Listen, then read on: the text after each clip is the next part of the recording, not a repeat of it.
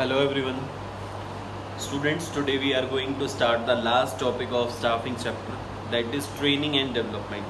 Under the process of staffing, we have already discussed the part of training and development. Training is increasing the knowledge and skills of an employee so that he can perform his job in a better way. And the same way, development is the process of learning and growing, यानी कि overall growth of the employee means development. Training is a short term period of learning, while development is a long term process of learning or ongoing process. Training is a narrower concept and development is a wider concept, because development itself includes training. Development itself includes training, that's why it is a wider concept than training. Training is a job oriented process. Training is job oriented process. We generally give a training to an employee so that he can perform the job for which he is being selected in a better way. यानी कि किसी भी job को करने के लिए अगर हम उसको ट्रेनिंग देते हैं तो हम किस लिए जॉब ट्रेनिंग दे रहे हैं? So that he could perform the job in a better way. तो ट्रेनिंग जो है वो जॉब ओरिएंटेड हुई, और डेवलपमेंट जो है वो कैरियर ओरिएंटेड है, because it leads to growth या overall growth and development of an employee. उसका कैरियर डेवलप होता है, उसका कैरियर जो है ब्राइट होता है, ब्राइट फ्यूचर होता है through development, because he learn the different skills और different abilities to do different kind of jobs. ठीक है, तो ये बेसिक डिफरेंस है between training and development. How training and development is important to the organization and to the employee as well. If we talk about the employees, training is important because it leads to better career. Better career कैसे होगा? Because if you compare the trained and untrained employee, a trained employee have acquired greater knowledge, skills and abilities and potential to develop further. So his career is become bright और ही achieve a better career. देखो, अगर हम किसी भी field में बहुत ज़्यादा trend हो जाते हैं तो हमारा कैरियर तो वैसे ही ब्राइट हो जाता है, because if we talk about any organisation would like to select only the trained and expert and the professionalised या professional employees who are trained. No one is going to select the untrained employee. Untrained employee को तो कोई select नहीं करता. That's why training helps the employee to better career. ठीक है, better career को achieve करने में training help करता है. Next point, increased earning. Increased earning because your productivity is increased, because your performance is increased. That's why your earning will also be increased, because you can bargain with the employer while applying for the job, because untrained employee bargaining power उनके पास नहीं होती है, but जो trend employees होते हैं या who are expert in their respective field can demand for higher salaries और higher earnings. Next is more efficient to handle machines.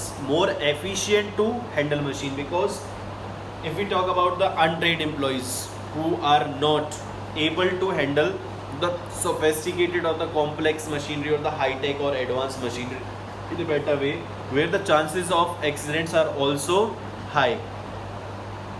But if we talk about the trained employee, they are more efficient in handling the machine because they know well how to handle the machine, how to operate the machine, and the chances of accidents are also become less.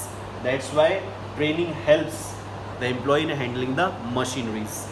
Next is increased morale. देखो, अगर मैंने कोई भी काम कभी किया नहीं है and I am going to do it for the first time, my moral will definitely be low. मेरी जो हौसला है या जो मेरी हिम्मत है वो कम होगी. But if I know how to do the work, ठीक है, how to do that task, and if I become trained in that task और performing that task, my moral will automatically be high. यानी कि मेरा जो moral है वो क्या हो जाएगा? हाई हो जाएगा, because I have did that particular job so many times. ठीक है, now I am very much expert in doing that, तो मेरा मोरल तो हाई हो जाएगा ना. ठीक है, जैसे अगर आपसे कहा जाए कि भाई आप जो है जैसे आपने कभी देखा हो जो हम एडवेंचरस एक्टिविटीज़ करते हैं, कभी हम हिल स्टेशंस पर जाते हैं समर वेकेशंस में, तो हम बहुत सारी एडवेंचर एक्टिविटीज़ करते हैं ना।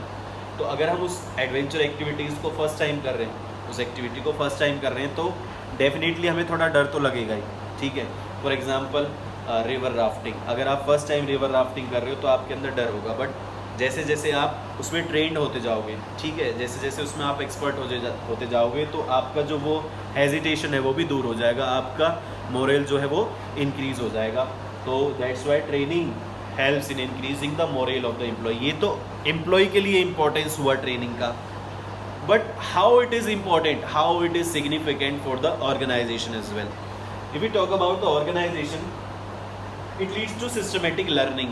सिस्टमेटिक लर्निंग कैसे? Because if you learn by hit and trial method, hit and trial method मतलब गलतियाँ कर करके सीखना, ठीक है, या फिर तुक्केबाजी से सीखना कि भाई हमने अटेम्प्ट दिया, हो गया तो ठीक है, अदरवाइज दोबारा ट्राई करेंगे। तो hit and trial method leads to wastage of resource, ठीक है, and it will be a time taking process.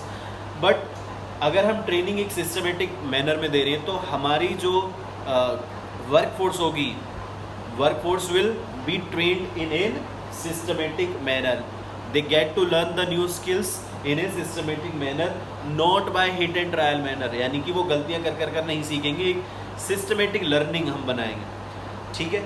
Systematic learning होगी, जैसे सपोज करिए कि हमने किसी न्यू एम्प्लॉय को अपॉइंट कर दिया और उससे कह दिया कि आपको दिन में ये 10 यूनिट बनानी सीखनी है, ठीक है। तो हमने उसे कोई ट्रेनिंग दी नहीं, तो उसे बहुत टाइम लग जाएगा एग्जैक्ट वो यूनिट बनाने में, वो प्रोडक्ट बनाने में, क्योंकि उसे तो पता ही नहीं है कैसे बनाना।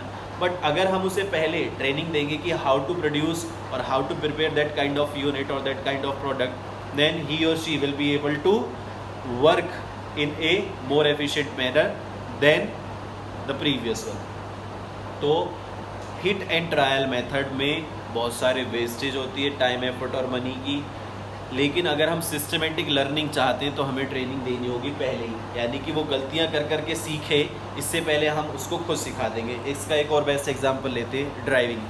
देखो, अगर आप पहले ड्राइविंग करना सीखते हो तो आपकी गाड़ी के एक्सीडेंट होने के या ठुकने के चांसेस कम होते हैं। बट अगर आपने पहले ड्राइविंग करने की ट्रेनिंग ली है, ड्राइव करना आपने सीखा है, तो आपके ये जो चांसेस है एक्सीडेंट के या फिर डैमेजेस के, वो कम हो जाएंगे। तो ये क्योंकि एक सिस्टमेटिक लर्निंग है, बजाय कि गाड़ी को ठोक पीट कर चलाना सीखना is very much expensive than a systematic learning. आप पहले किसी से ट्रेनिंग ले लो, ठीक है। Next, higher productive profits, because if we work through the trained employees their productivity will be high, both in terms of quality and quantity. उनकी quantity और क्वालिटी दोनों के टर्म्स में ही क्या हो जाएगी, प्रोडक्टिविटी इंक्रीज हो जाएगी, which leads to higher profits automatically.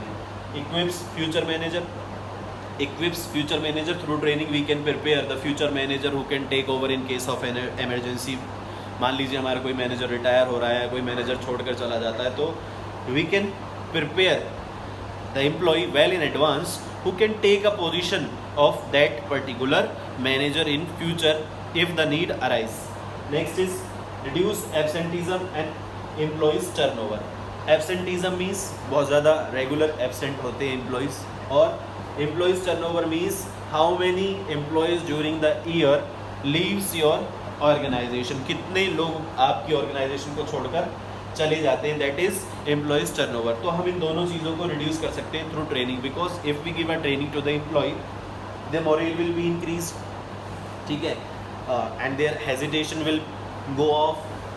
अगर हमारा एम्प्लॉय हेजिटेट है, ठीक है, उसके अंदर हेजिटेशन है या किसी तरह का डर है, ठीक है, उसका मोरल जो है लो है, तो वो कोशिश करता है कि काम पर नहीं जाऊँ, वो काम से बचेगा, या फिर क्योंकि उसे पता है कि organisation is expecting more than what he can actually do for the organisation, तो वो क्या करेगा, एम्प्लॉय छोड़कर ही चला जाएगा, क्योंकि उसे लगता है यार ऑर्गेनाइजेशन तो मेरे से बहुत अच्छा एक्सपेक्ट कर रही है, बट मैं तो उतना कर ही नहीं सकता। तो वो क्या करेगा, एम्प्लॉय टर्नओवर, यानी कि वो छोड़कर ही चला जाएगा। तो एब्सेंटीज़म और एम्प्लॉयज़ टर्नओवर दोनों को ही हम ट्रेनिंग के थ्रू कम कर सकते हैं, because if we give a training to the employ their morale can be increase, और मोरल जब उनका इंक्रीज हो जाएगा, उनकी सेटिस्फेक्शन जॉब की जो होगी वो इंक्रीज हो जाएगी, तो they will not leave the organisation, neither they will become absent. Effective response to the environmental changes. As we have already discussed about the environment, business environment, which is dynamic in nature, means which is keeps on changing. ये change होता रहता है. तो in order to meet the new requirement of the business environment, we need to give the training to the employees, ठीक है, so that they can be prepared to meet that change scenario of the environment. हमारे जो environment में change होते हैं वो हमारे सामने बहुत सारे challenges रखते हैं, तो उन challenges को deal करने के लिए training ज़रूरी है. तो that's how the training is important to the organization. तो ये इसके importance थे, थोड़े important है, ये भी question कई बार आ जाता है. अब हम बात करेंगे what are the methods of training. Training के कौन कौन से मेथड्स होते हैं, ठीक है. ट्रेनिंग के बेटा दो मेथड होते हैं, ऑफ द जॉब और on the job. Off the job training method और on the job training method. Off the job training method जो है, एक मिनट,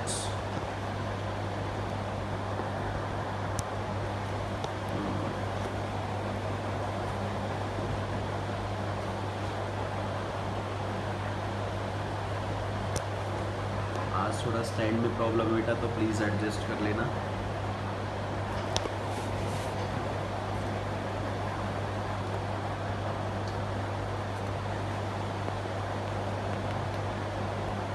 एक बार बुक से आप देख लेना, थोड़ा और क्लियर हो जाएगा. वैसे बोर्ड पर दिखाई दे रहा है.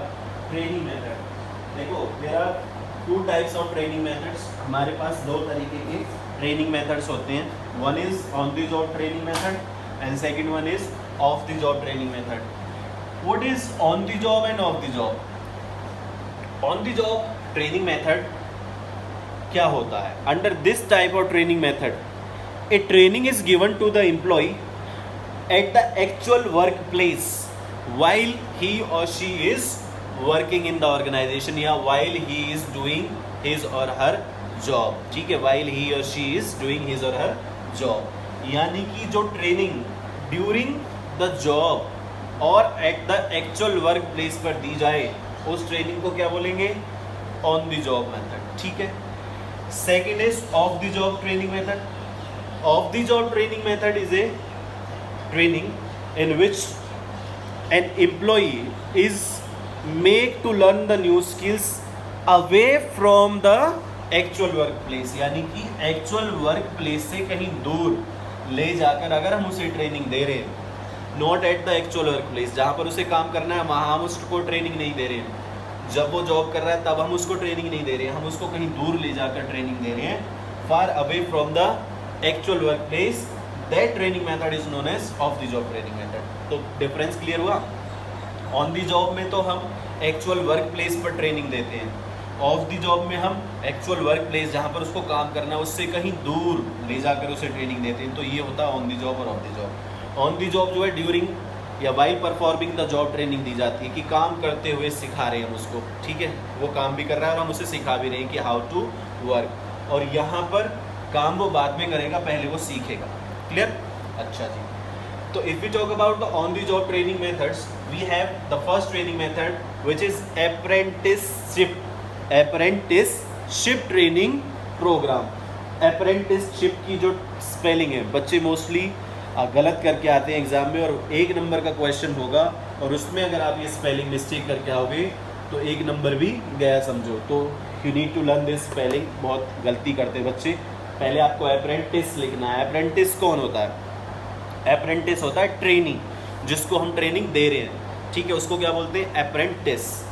तो अप्रेंटिसशिप जो ट्रेनिंग होती है, उस ट्रेनिंग में क्या होता है? ए लर्नर वर्कर यानी कि ट्रेनी, जिसको हम ट्रेनिंग दे रहे हैं, जो नई स्किल्स सीख रहा है, उसको क्या बोलेंगे? Learner worker. A learner worker is put under A master worker और ए एक्सपर्ट. एक मास्टर वर्कर जिसको हम उस्ताद जी कहते हैं, ठीक है, तो उस्ताद जी के नीचे जो चेला काम करता है. तो अप्रेंटिस क्या हुआ? चेला. और जो मास्टर वर्कर है वो क्या हुए? उस्ताद जी. तो यहाँ पर क्या है कि अप्रेंटिसशिप ट्रेनिंग में जो ट्रेनी है या जो लर्नर वर्कर है, he is put under the guidance of master worker. जहाँ पर हमें बहुत ज़्यादा टेक्निकल स्किल्स लर्न करने की ज़रूरत है, उस तरीके के फील्ड्स में हम इस तरीके की ट्रेनिंग को यूज़ करते हैं। फॉर एग्जांपल किसके लिए होती है ये ट्रेनिंग?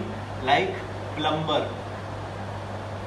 ठीक है, या जो हाथ का काम सीखते हैं, प्लम्बर हो गया, आयरन वर्कर हो गया, मैकेनिक हो गया, ठीक है, या कारपेंटर। इस तरीके की जो काम होते हैं उनके लिए कौन सी ट्रेनिंग दी जाती है? अप्रेंटिसशिप ट्रेनिंग दी जाती है। इस ट्रेनिंग में जो अप्रेंटिस होता है एक पर्टिकुलर पीरियड ऑफ टाइम के लिए उसको एक मास्टर वर्कर के अंडर काम करना होता है। इस अप्रेंटिसशिप ट्रेनिंग में a master worker perform the job और परफॉर्म द वर्क। ये तो मास्टर वर्कर का काम हो गया कि वो क्या करेगा? जॉब को परफॉर्म करेगा। फिर अप्रेंटिसशिप ट्रेनिंग में अप्रेंटिस यानी कि ट्रेनी का क्या काम है? मास्टर वर्कर तो अपनी जॉब कर रहा है, वो तो काम कर रहा है, बट हमारा जो ट्रेनी है जिसको हम सिखा रहे हैं वो क्या करेगा? That learner worker will observe that how उस्ताद जी यानी कि how master worker is performing the job, कि वो काम कैसे कर रहे हैं उनको ऑब्जर्व करना होगा। एंड अप्रेंटिस या फिर learner worker need to learn by observing the performance of the master worker. बात समझ में आई? कि जब आपने कभी देखा हो जो मोटर मैकेनिक होते हैं तो जब कोई सीख रहा होता है उनसे तो मोटर मैकेनिक अपना काम कर रहे होते हैं और जो सीख रहा होता है वो उनको ऑब्जर्व कर रहा होता है कि कैसे ये काम कर रहे हैं, कौन सा स्क्रू कहाँ से खोला है, किस तरीके से काम करना है, लाइक दैट। अप्रेंटिसशिप ट्रेनिंग जब होती है, इस ट्रेनिंग में बहुत सारे अप्रेंटिस यानी कि लर्नर यानी कि ट्रेनी जो है रखे जाते हैं under the guidance of master worker. सबको एक तरीके का ही टाइम पीरियड कि भाई 6 महीने या 2 साल या 1 साल के लिए आपको इनके नीचे काम करना है, ठीक है, तो वो पीरियड सबके लिए फिक्स होता है। बट कुछ स्लो लर्नर होते हैं। स्लो लर्नर मीन्स जो बहुत देरी से सीखते हैं, जो टाइम लेकर सीखते हैं, तो their training period is need to be extended. Their training period need to be extend. उनका पीरियड जो होता है ट्रेनिंग का वो एक्सटेंड कर दिया जाता है, थोड़ा टाइम के लिए और उनको ट्रेनिंग दे दी जाती है so that they can become expert. और जब ये लर्नर एक्सपर्ट हो जाते हैं अपने काम में तब उनको चार्ज दे दिया जाता है जॉब का, ठीक है। फिर मास्टर वर्कर जो है चले जाते हैं और मास्टर वर्कर की जॉब को कौन टेक ओवर कर लेता है? फिर कौन टेक ओवर कर लेता है?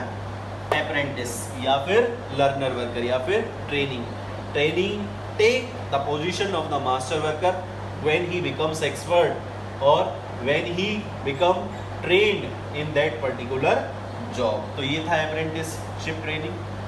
next is internship training। ये आप सब लोग जानते हो। internship training is a joint program between educational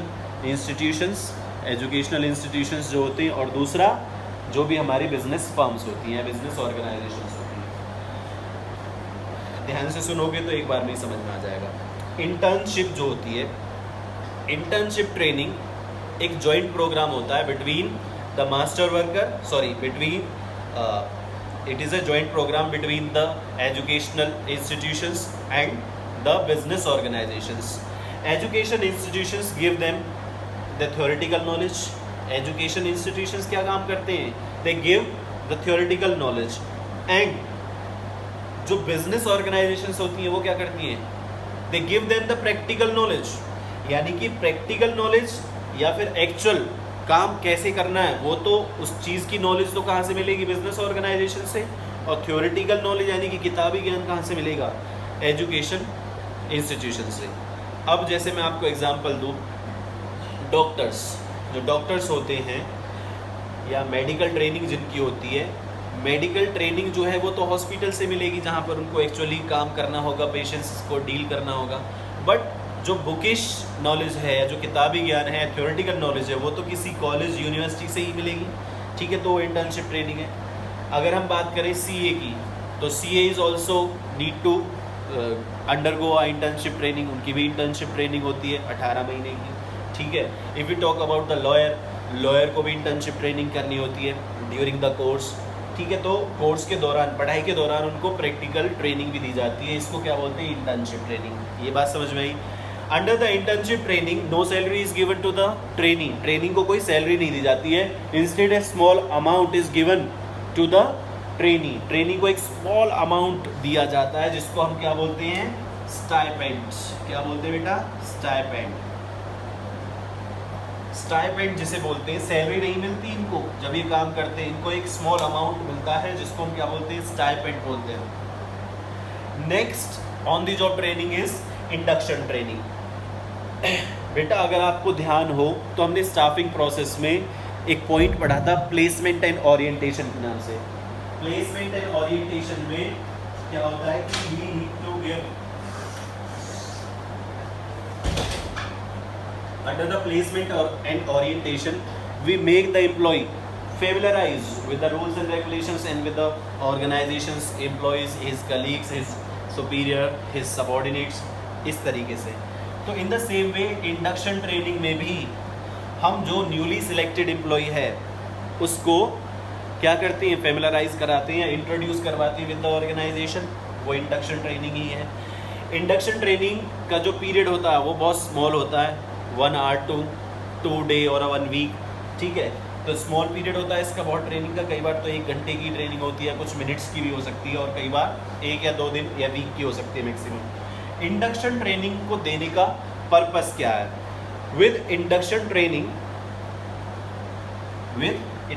training we make the newly selected candidate familiarize with the organization so that he can join or he can feel familiar, और हम कह सकते हैं कि उसकी satisfaction जो है वो बढ़ जाए और he can easily get adjust in the new environment of our organization, ठीक है।